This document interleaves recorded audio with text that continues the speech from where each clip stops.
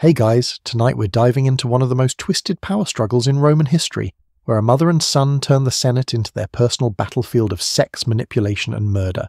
Picture this. It's 54 AD, and in the marble halls of the Palatine Hill, a woman named Agrippina the Younger is orchestrating the most audacious political coup Rome has ever seen. She's not wielding swords or commanding legions.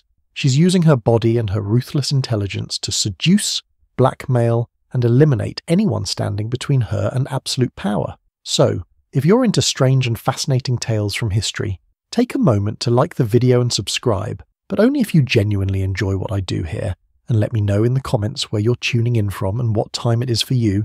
It's always fascinating to see who's joining us from around the world. Now, to understand how Agrippina would eventually become the unwilling participant in her son's sexual revenge scheme, we need to start with how she clawed her way to the top of Roman society, leaving a trail of dead bodies and broken marriages in her wake. Agrippina wasn't born into power, she seized it with the calculating precision of a master chess player who happened to look stunning in a toga.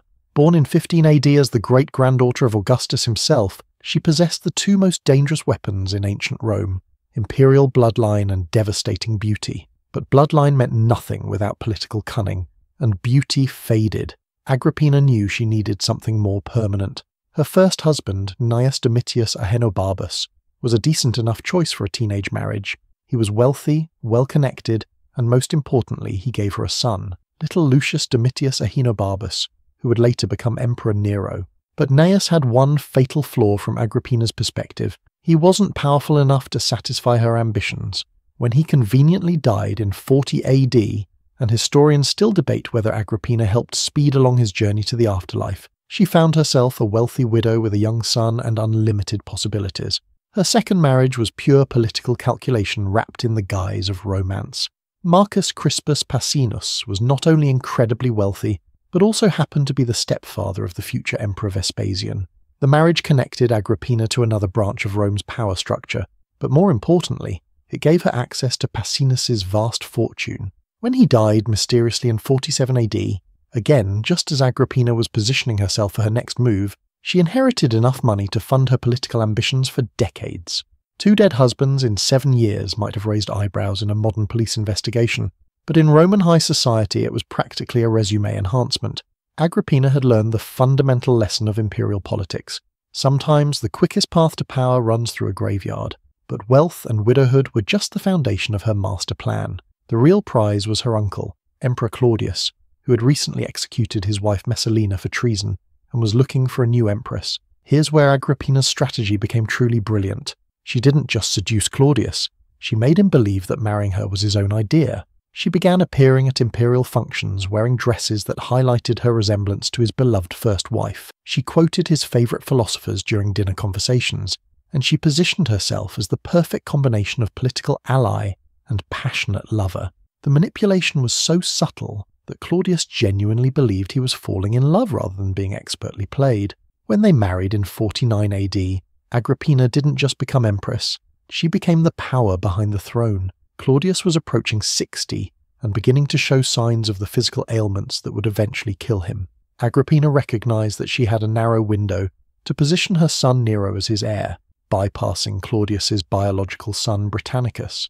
This is where her sexual strategy became truly innovative. Rather than simply relying on pillow talk to influence her husband, Agrippina began building a network of senators, generals, and court officials who owed their positions, and sometimes their lives, to her intervention. She would host intimate dinner parties where political alliances were forged over wine and whispered promises.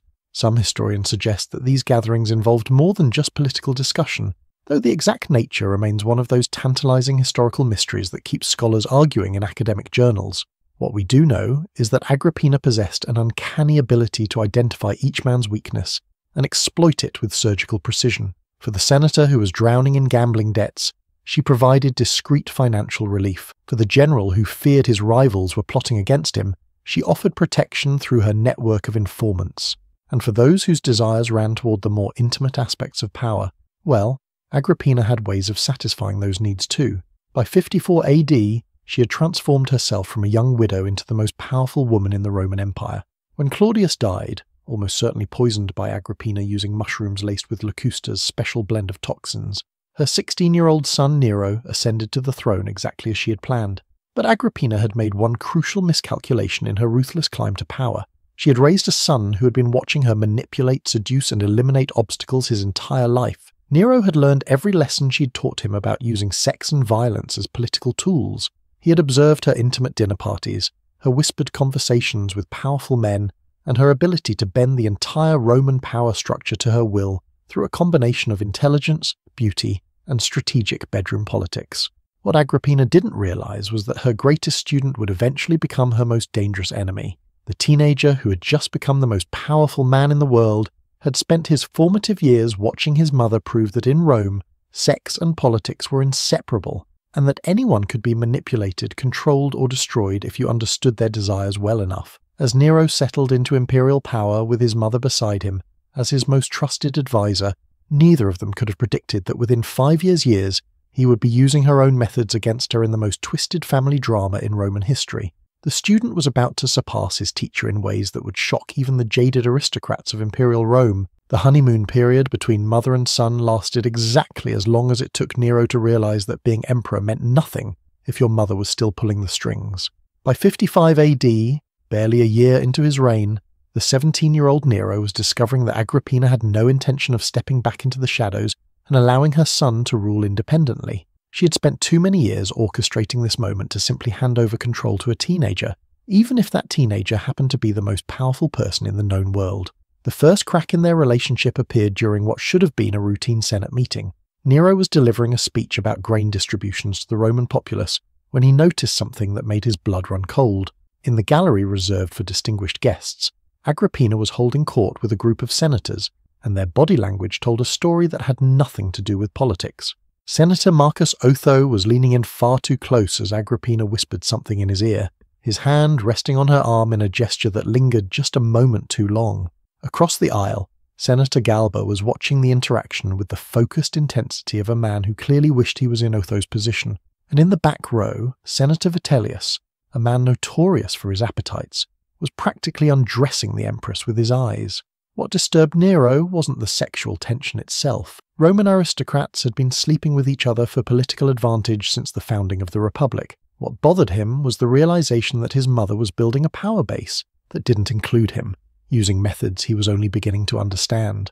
After the Senate session, Nero confronted Agrippina in her private chambers, a conversation that would be recorded by the historian Tacitus and become one of the most psychologically revealing exchanges in ancient literature. "Mother," Nero began, trying to keep his voice steady, "I couldn't help but notice how attentive the senators were to you today." Agrippina smiled with the patient condescension of a woman who had been manipulating powerful men since before her son was born. "Darling Nero, you're still so young. Politics isn't just about giving speeches and signing documents. Real power comes from understanding what people want and being able to give it to them, or take it away." She moved closer, her voice dropping to the intimate tone she had perfected over decades of seduction and manipulation. "These men control armies, they influence trade routes, they decide which laws get passed and which get buried in committee. They're not going to follow a boy emperor just because he wears a purple toga. They follow strength, they follow intelligence, and yes, sometimes they follow beauty." Nero felt something cold settle in his stomach as he began to understand the full scope of his mother's strategy. "You're sleeping with them." It wasn't a question. Agrippina's laugh was like silver bells with razor edges. "Oh, my sweet, naive boy. I'm doing whatever it takes to keep you on that throne. Do you think Otho supports your policies because he finds your speeches inspiring? Do you think Galba sends his legions where you command because he respects your military genius?" She circled him like a predator, her silk stola rustling against the marble floor. "They do what I tell them because I give them what they need. Otho gets promoted to governor of Lusitania next month, after he spends tonight ensuring his loyalty to the imperial family. Galba receives those tax exemptions for his estates in Spain, once he proves his devotion at my private villa tomorrow evening." The room seemed to spin as Nero realized that every major political decision of his reign had been orchestrated by his mother's bedroom diplomacy. "And Vitellius?" he asked, though he wasn't sure he wanted to know. "Vitellius gets to live," Agrippina replied simply. His debts to Syrian moneylenders were becoming problematic. A few hours of his time in exchange for imperial protection seemed like a reasonable arrangement. This was the moment that historians mark as the beginning of the end of Agrippina's influence, though she was too confident in her own power to recognize the danger. She had just revealed to her 17-year-old son that the Roman Empire was essentially being run by her sexual negotiations, and she had done so with the casual arrogance of someone who believed she was untouchable. But Nero was no longer the malleable child she had raised. He was an emperor who had just discovered that his authority was an illusion, and like many teenagers confronted with the complexity of adult power structures, his response would be neither mature nor proportional. Over the following weeks, Nero began conducting his own investigation into his mother's activities. What he discovered went far beyond simple political seduction. Agrippina had created an intricate web of sexual leverage that extended throughout the entire Roman government. She maintained detailed records of each senator's preferences, weaknesses, and secret desires. She knew which ones preferred experienced older women, which ones were attracted to power itself, and which ones had more exotic tastes that required careful discretion. More disturbingly, she had been systematically documenting their conversations during intimate moments, gathering intelligence that could be used to blackmail or manipulate them for years to come. The Empress had essentially turned herself into a one-woman intelligence service, using sex as both weapon and reward in a game of political control that spanned the entire Mediterranean world. Some scholars argue that Agrippina's methods were simply a more sophisticated version of the sexual politics that had always existed in Roman society. After all, powerful women from Cleopatra to Livia had used their beauty and intelligence to influence political outcomes. But Agrippina had systemized the process in ways that were both brilliant and terrifying. She had turned seduction into a science complete with detailed records, strategic planning, and measurable political outcomes. As Nero learned more about his mother's operation, his initial shock began transforming into something much darker. He started to see Agrippina not as the loving mother who had secured his throne, but as a manipulator who had used him as a puppet in her quest for absolute power. Every childhood memory took on a sinister new meaning. Had she really been teaching him about leadership, or had she been grooming him to be her compliant figurehead? The turning point came during the Quinquatria festival in March of 55 AD, when Nero attended one of his mother's infamous dinner parties as an observer rather than a participant. Watching Agrippina work, the room was like witnessing a masterclass in psychological manipulation. She would spend exactly the right amount of time with each guest, offering just enough attention to make them feel special, while maintaining enough distance to keep them hungry for more. With Senator Lucan, she discussed poetry and philosophy, appealing to his intellectual vanity. With General Corbulo, she asked detailed questions about military strategy, making him feel valued as a strategic advisor. And with the younger senators like Senecio and Flavus, she employed a more direct approach that left little doubt about what rewards awaited political loyalty. By the end of the evening, Nero realized that he wasn't watching his mother host a dinner party, was watching the Empress of Rome conduct a master class in sexual espionage. As the last guest departed in the early hours of the morning, Agrippina approached her son with the satisfied smile of someone who had just successfully concluded another night of political theatre. "Did you learn anything interesting tonight, darling?" Nero looked at his mother, really looked at her, and, for the first time in his life, he saw her clearly. She wasn't the protective parent who had sacrificed everything to put him on the throne. She was a brilliant, ruthless operator who had used sex, murder, and manipulation to build an empire within an empire, with herself as its absolute ruler.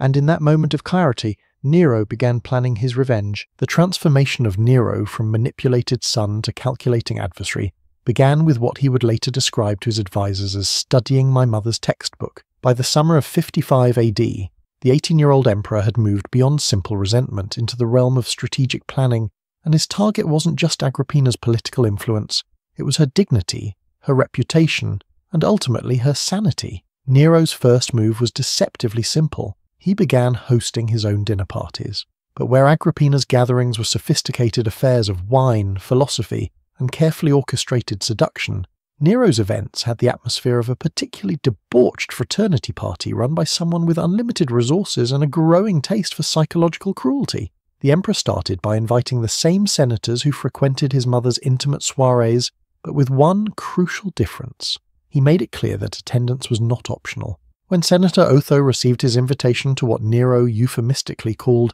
an evening of imperial fellowship, the message was delivered by a centurion who made sure Otho understood that declining would be interpreted as disloyalty to the throne. The first of these gatherings took place in September at Nero's private villa outside Rome, and it established the template for what would become the most twisted dinner party series in Roman history.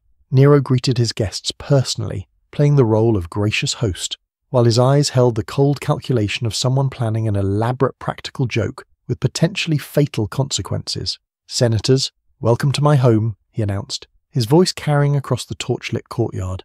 "Tonight, we're going to explore some new approaches to governmental cooperation."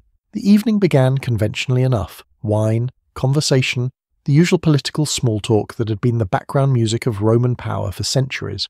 But as the night progressed, Nero began making increasingly specific requests that revealed just how much intelligence he had gathered about his guest's private arrangements with his mother. "Otho," he said, his voice cutting through the dinner conversation like a sword through silk, "my dear mother tells me you've been incredibly supportive of our administration's policies in Lusitania. I'm curious, what exactly motivates such dedication?" The question hung in the air like incense mixed with poison. Otho, a man accustomed to navigating the treacherous waters of Roman politics, recognized immediately that this was not a casual inquiry. "Caesar, I serve Rome and your glorious reign with all my abilities," he replied carefully. Nero smiled with the predatory satisfaction of a cat that had just cornered a particularly interesting mouse. "All your abilities? How comprehensive of you." He turned to the other guests, his voice taking on the theatrical tone that would become his trademark in later years. "Gentlemen, I've been thinking about loyalty, about service, about the various ways that dedicated citizens can demonstrate their commitment to the empire." The senators shifted uncomfortably in their dining couches, recognizing that they were witnessing something that went far beyond normal political theatre. "My mother has taught me so much about the art of governance. She's shown me how personal relationships can become political tools, how intimacy can be transformed into influence, how even the most private moments between two people can serve the greater good of Rome." Galba, whose own arrangements with Agrippina had been particularly frequent and elaborate, felt sweat beginning to form on his forehead despite the cool evening air. "And I've been wondering," Nero continued, now pacing around the dining area like an actor delivering a soliloquy, "whether it might be time for me to take a more hands-on approach to ensuring senatorial cooperation." The emperor stopped directly behind Otho's dining couch and placed both hands on the senator's shoulders in a gesture that managed to be simultaneously friendly and threatening. "For instance, Otho, I know that your loyalty to the throne has been demonstrated through your close personal relationship with the empress, but I'm the emperor now, and I think it's time for us to establish our own understanding." What happened next would be recorded by several witnesses and become the subject of horrified whispers throughout Roman society for decades to come. Nero didn't demand that the senators sleep with him. That would have been relatively straightforward by Roman standards, where sexual relationships between men were common and often politically motivated. Instead, he made a request that was far more psychologically devastating. "I want each of you to write a detailed letter to my mother, describing your encounters with her, every detail, every conversation, every promise made and received. And then I want you to read these letters aloud at my next dinner party, with the Empress herself as our guest of honor." The silence that followed was so complete that the only sounds were the crackling of torches and the distant noise of the Roman streets beyond the villa walls. Vitellius, whose political survival had always depended on his ability to adapt to changing circumstances, was the first to speak. "Caesar, surely you don't mean—" "I mean exactly what I said," Nero interrupted, his voice now carrying the unmistakable authority of someone who had absolute power and was prepared to use it without mercy. "You've all enjoyed the privileges of intimate access to the imperial family. Now I want that access to be more transparent."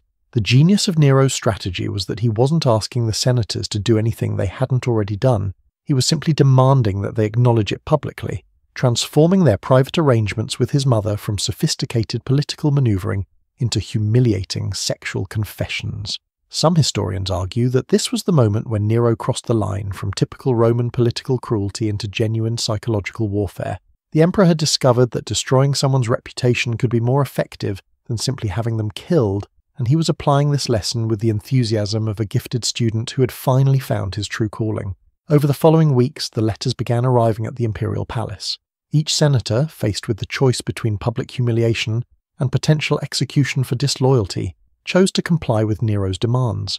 The documents they produced were masterpieces of reluctant confession, detailing not just their physical encounters with Agrippina, but also the political negotiations that had accompanied them. Otho's letter described how the empress had promised him the governorship of Lusitania in exchange for his support of certain tax policies, with their intimate relationship serving as both reward and guarantee of his silence.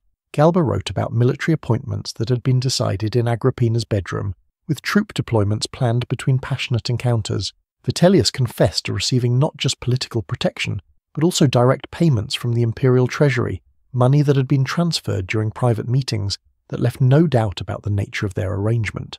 As Nero read through these forced confessions, he began to understand the full scope of his mother's operation. She hadn't just been sleeping with senators for political influence, she had created an entire shadow government that operated through sexual leverage, financial manipulation, and carefully orchestrated blackmail. The Roman Empire, the most powerful political entity in the ancient world, had been effectively run by his mother's bedroom politics for the better part of a year. But understanding the scope of Agrippina's power only intensified Nero's determination to destroy it. He began planning the dinner party that would serve as his mother's public humiliation, an event that would demonstrate to all of Rome that the empress was nothing more than an expensive prostitute who had temporarily gained access to imperial power through luck and manipulation. The invitations went out in October, summoning not just the senators who had written confessions, but also a carefully selected audience of Roman aristocrats, foreign dignitaries, and court officials. Nero wanted witnesses, lots of them. When Agrippina received her own invitation, written in her son's unmistakable handwriting, she initially assumed it was another attempt at reconciliation. The note was brief and seemingly affectionate. "Dearest mother, please join me for an evening of celebration.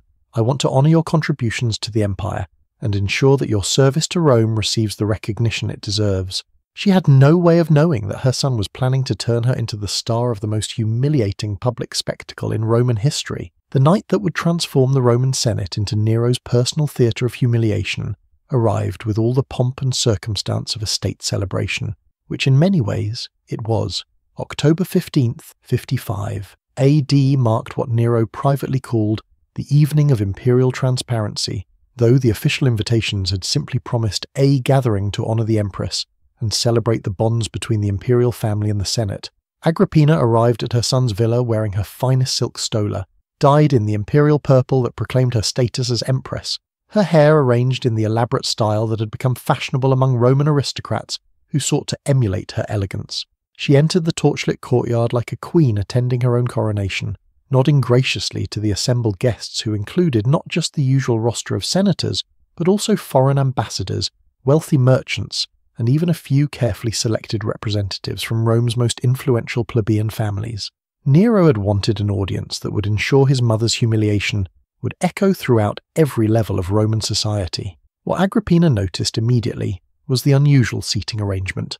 Instead of the traditional dining couches arranged in intimate clusters, her son had ordered the construction of a temporary amphitheatre, with himself seated on a raised platform, and a single chair positioned in the centre of the space like a defendant's dock in a criminal trial. "Mother, please, take your place of honour," Nero announced, gesturing toward the isolated chair with the theatrical flourish that was already becoming his trademark. The assembled guests watched in fascinated silence as the empress, still not understanding what was about to happen, gracefully took her seat and smiled at the crowd with the practiced charm of someone who had spent decades working rooms full of powerful people.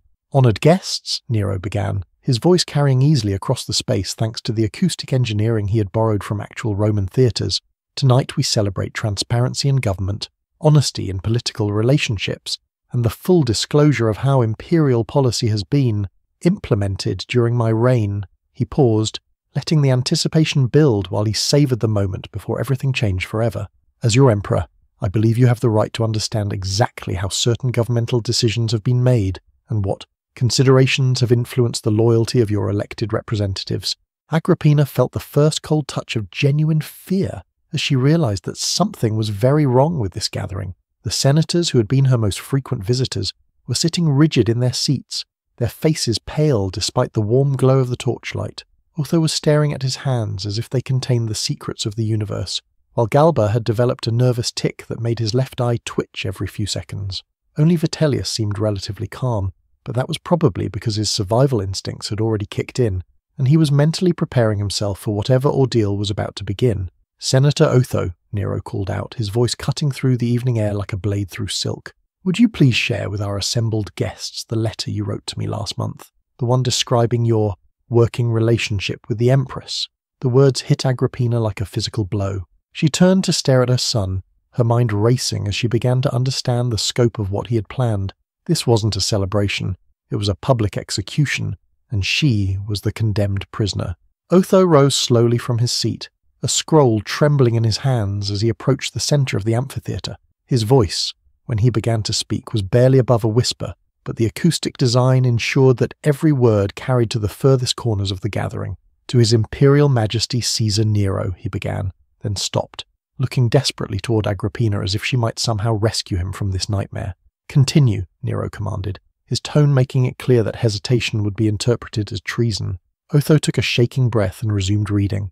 "I write to confess the nature of my relationship with the Empress Agrippina, which began in the spring of this year when she summoned me to her private chambers to discuss my appointment as governor of Lusitania. The crowd stirred with uncomfortable murmurs as they realized they were about to hear details that no Roman gathering had ever been forced to witness. The Empress explained that my loyalty to the throne could be demonstrated through personal service to the imperial family. She made it clear that my political advancement depended on my willingness to provide this service regularly and with appropriate enthusiasm." Agrippina closed her eyes, feeling decades of carefully constructed dignity crumbling around her like a temple collapsing in an earthquake. "Our first encounter took place on May 15th in the Empress's private villa outside Rome. She had prepared wine mixed with aphrodisiacs imported from Egypt, and she explained that our physical relationship would be accompanied by detailed discussions of imperial policy, military appointments, and tax legislation. The foreign ambassadors were exchanging horrified glances, while the Roman aristocrats sat frozen in fascination at this unprecedented breach of social protocol. Never in the history of the empire had the sexual arrangements of the imperial family been discussed publicly, and certainly never with this level of explicit detail." As Otho continued reading his forced confession, describing specific encounters and the political negotiations that had accompanied them, Agrippina felt something inside her breaking that had nothing to do with her political power. This was her son, the child she had murdered 2 husbands to put on the throne, systematically destroying not just her influence but her basic human dignity in front of representatives from across the known world. When Otho finished his recitation and returned to his seat, his face flushed with shame and his hands still trembling, Nero smiled with the satisfaction of an artist who had just completed his masterpiece. "Thank you, Senator. That was illuminating. Senator Galba, would you please share your letter with our guests?" And so it continued, through the long hours of that October night. One by one, each senator was forced to stand before the assembled crowd and read aloud their detailed confessions of sexual encounters with the Empress, complete with descriptions of the political favours that had been negotiated during their intimate moments. Galba described military appointments that had been decided while he lay in Agrippina's bed, with troop deployments planned between passionate encounters. Vitellius confessed to receiving direct payments from the imperial treasury, money that had been handed to him during private meetings that left no doubt about their transactional nature. Lesser senators described everything from tax exemptions to judicial appointments that had been arranged through what Nero mockingly called imperial consultation sessions. As the night progressed, and more confessions were read, a complete picture emerged of how the Roman Empire had actually been governed during the first year of Nero's reign. Every major policy decision, every military appointment, every significant piece of legislation had been influenced by Agrippina's sexual negotiations with the Senate. The Empress had essentially turned herself into a one-woman government, using her body as both currency and weapon, in a political system that she had bent completely to her will. But what made the evening truly devastating wasn't just the revelation of her methods. It was the systematic way that Nero forced each confession to be read in increasingly explicit detail, stripping away not just her political power, but every shred of dignity and respect she had accumulated over decades of careful image management. By the time the last senator had finished his humiliating recitation, dawn was beginning to break over the Roman hills. Agrippina sat alone in her chair at the centre of the amphitheatre, no longer the elegant empress who had arrived hours earlier, but a broken woman who had been publicly reduced to nothing more than an expensive prostitute whose services had been available to the highest political bidders.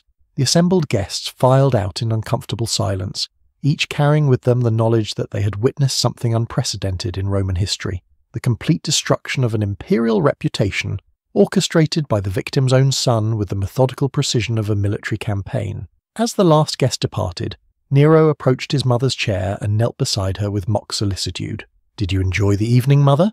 I thought it was important for Rome to understand exactly how their government has been operating." Agrippina looked at her son with eyes that held a mixture of hatred, heartbreak, and dawning understanding. She'd created a monster, and now that monster had turned her own weapons against her with a cruelty that surpassed anything she had ever imagined. "You have no idea what you've just done," she whispered, her voice carrying the promise of consequences that would reshape the empire itself. The weeks following what Roman society would whisper about as the Night of Confessions saw Agrippina transform from a broken woman into something far more dangerous, a mother with nothing left to lose and a lifetime of political experience to guide her revenge. By November of 55 AD, she had retreated to her private villa on the Bay of Naples, ostensibly to recover from what court physicians diplomatically described as nervous exhaustion, but in reality to plan the destruction of the son who had so thoroughly humiliated her. The Empress understood that Nero had made a crucial tactical error in his campaign against her. He had destroyed her reputation and eliminated her political network, but he had left her alive, and a living enemy with intimate knowledge of imperial secrets was infinitely more dangerous than a dead martyr. Agrippina began reaching out to the one group that Nero's sexual theatre had failed to intimidate, the Praetorian Guard and the military commanders who valued competence over spectacle. These were practical men who cared more about stable leadership than political gossip, and many of them had grown increasingly concerned about the young emperor's erratic behaviour and theatrical tendencies. Her first recruit was Burrus, the Praetorian prefect who had served as Nero's advisor since his accession to the throne. Burrus was a career soldier who had initially supported Nero's reign because he believed the young emperor could be guided by experienced advisors, but the public humiliation of Agrippina had demonstrated a level of cruelty that troubled the veteran commander. When Agrippina invited him to a private dinner at her villa, ostensibly to discuss his concerns about imperial security, Burrus found himself listening to a woman who spoke not like a disgraced former empress, but like a military strategist planning a complex campaign. "My son has made himself vulnerable," she explained, her voice carrying the calm confidence of someone who had outmaneuvered more dangerous opponents than a teenage emperor with delusions of theatrical grandeur. "He believes that humiliating me has eliminated his opposition, but all he's done is reveal his true nature to people who value stability over entertainment." She leaned forward, her eyes holding the intense focus that had once made her the most feared woman in Rome. "Nero thinks he's destroyed my power by exposing my methods, but he's forgotten that I spent decades building relationships based on more than just sexual leverage. Men like you followed my guidance because I was competent, not because I was seductive." Burrus shifted uncomfortably, recognizing that he was being recruited for what could only be described as a palace coup, but also acknowledging that Agrippina's assessment of Nero's vulnerabilities was disturbingly accurate. The emperor had spent months focused on elaborate revenge schemes, while neglecting the practical business of governing an empire that stretched from Britain to Mesopotamia. Tax collection was falling behind schedule, military recruitment was down, and several provincial governors were beginning to make independent decisions rather than waiting for clear direction from Rome. More troubling from a security perspective, Nero's theatrical tendencies were making him increasingly unpredictable and difficult to protect. The Praetorian Guard's primary responsibility was keeping the emperor alive, but how could they anticipate threats to someone whose behaviour seemed designed to create as many enemies as possible? "What are you proposing?" Burrus asked, though he suspected he already knew the answer. Agrippina smiled with the cold satisfaction of someone whose trap had just been successfully sprung. "I'm proposing that we restore competent leadership to the empire. Nero has proven himself unfit to rule, not because he's young, but because he's allowed personal vendettas to take priority over imperial responsibilities." She paused, letting the implications sink in before continuing. "Britannicus is still alive, still legally entitled to imperial succession as Claudius's biological son. He's mature enough to rule, but young enough to accept guidance from experienced advisors like yourself." The mention of Britannicus was the moment that transformed their conversation from political complaint into active treason. Claudius's son had been quietly living in the imperial palace since Nero's accession, officially recognized as a member of the imperial family but carefully kept away from any real political influence. At 16, he was old enough to serve as a figurehead emperor while allowing the Praetorian Guard and experienced administrators to handle the actual business of governing. But overthrowing Nero in favour of Britannicus would require more than just military support. It would need to appear legitimate to the Roman people and the Senate. This is where Agrippina's plan revealed its true sophistication. Rather than attempting a direct military coup, she proposed to use Nero's own methods against him, creating a scandal so devastating that his removal would seem not just justified, but necessary for the survival of the empire itself. "My son believes he understands the art of public humiliation," she explained to Burrus, "but he's still thinking like an amateur.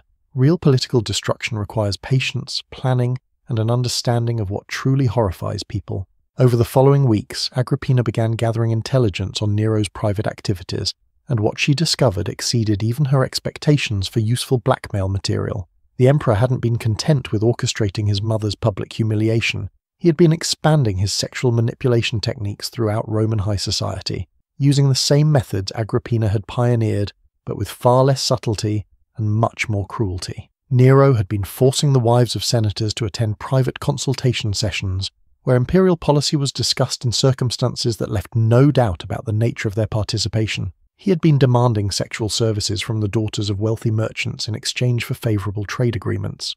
Most disturbing of all, he had been using his position to coerce young men from aristocratic families into relationships that went far beyond the accepted bounds of Roman sexual culture. Where Agrippina had built a network of willing collaborators who received genuine political benefits in exchange for their cooperation, Nero was simply using imperial power to rape anyone who caught his attention, regardless of their social status, family connections, or personal preferences. The emperor had taken his mother's sophisticated system of sexual politics and transformed it into a reign of terror that was creating enemies throughout every level of Roman society. Armed with this intelligence, Agrippina began the final phase of her campaign against Nero. She started hosting her own dinner parties again, but these gatherings had a very different atmosphere from her previous political salons. These were meetings of concerned citizens who feared for the future of the empire under a leader who seemed determined to alienate every potential ally. She didn't need to seduce these recruits. Their own experiences with Nero's excesses had already convinced them that something needed to be done. The conspiracy that emerged from these meetings included not just military commanders like Burrus, but also senators who had managed to avoid Nero's sexual extortion, wealthy merchants whose families had been targeted by the emperor's appetites, and even foreign ambassadors who were concerned about the stability of their trade relationships with an increasingly erratic imperial government. By March of 56 AD, Agrippina had assembled a coalition that included enough military support to guarantee success and enough political legitimacy to ensure that Nero's removal would be seen as a restoration of proper Roman governance rather than a simple palace coup. The plan was elegantly simple. Britannicus would be proclaimed emperor by the Praetorian Guard, with Burrus serving as regent until the young man reached his majority. Nero would be arrested on charges of corruption, sexual crimes against Roman citizens, and neglect of imperial duties. Most importantly, he would be forced to face the same kind of public humiliation he had inflicted on his mother, with detailed testimony about his sexual crimes read aloud in the forum for all of Rome to hear. But Agrippina had underestimated her son's paranoia and his network of informants throughout the imperial palace. On the night of March 15th, as the conspirators prepared to make their move, Nero struck first with the decisive brutality that would define the rest of his reign. The emperor had learned that his mother was planning to replace him, and his response revealed that he had absorbed more lessons from her than either of them had realized. Rather than simply having Agrippina arrested or executed like a common criminal, Nero decided to eliminate her in a way that would serve as a warning to anyone else who might consider challenging his authority. He would orchestrate her death as carefully as he had orchestrated her humiliation, turning her murder into another piece of theatrical performance designed to demonstrate the absolute nature of imperial power. The assassination took place on a specially constructed boat in the Bay of Naples, a vessel designed to collapse and sink while appearing to be the victim of an unfortunate accident. As Agrippina struggled in the dark waters, calling out for help from sailors who'd been ordered to ignore her pleas, she must have realized that her son had learned every lesson she'd taught him about the relationship between power and performance. Her death was simultaneously personal revenge and political theatre, a final demonstration that Nero had surpassed his teacher in both cruelty and dramatic flair. When news of the Empress's death reached Rome, it was announced as a tragic boating accident, but everyone understood the real message. The Emperor had killed his own mother rather than allow her to threaten his power, and he had done so with the same theatrical precision that characterized all his public appearances. The conspiracy died with Agrippina, its members scattering to their provinces or quietly retiring from public life rather than risk sharing her fate. Britannicus would be dead within the year, poisoned at a dinner party in what Nero described as a sudden illness, but what everyone recognized as the elimination of the last potential rival to his throne. And as Rome settled into the uneasy quiet that followed these murders, citizens began to understand that they were no longer living under an empire guided by traditional Roman values of honor, duty, and practical governance. They were now subjects of a theatrical autocracy, where survival depended on providing entertainment for an emperor who had learned that power without limits could be more intoxicating than any drug, more addictive than any pleasure, and more dangerous than any enemy. In the soft darkness of history, as the torches of that long-ago empire finally flicker out, we can see how a mother's ambition and a son's revenge transform the greatest civilization of the ancient world into a stage for the most intimate and devastating power struggle ever recorded. The echoes of their conflict would resonate through the remaining years of Nero's reign, through the civil wars that followed his eventual suicide, and ultimately through the collapse of the very political system that both Agrippina and Nero had fought so desperately to control. Sometimes the most personal betrayals become the seeds of the largest historical transformations, and in the case of this imperial family, the destruction of trust between mother and son became the prologue to the end of an empire that had seemed destined to last forever. And so, as we drift towards sleep in our own complex world of power and politics, we might remember that even the most sophisticated political systems are ultimately vulnerable to the simple human emotions of love, betrayal, and the desire for revenge, emotions that remain as powerful today as they were in the marble halls of ancient Rome, where a mother and son once destroyed each other, and in doing so helped bring down the greatest empire the world had ever known. The shadows are long now, the ancient voices finally quiet, and perhaps it's time to let these dark stories fade into the peaceful silence of dreams, where even emperors and empresses must eventually find their rest.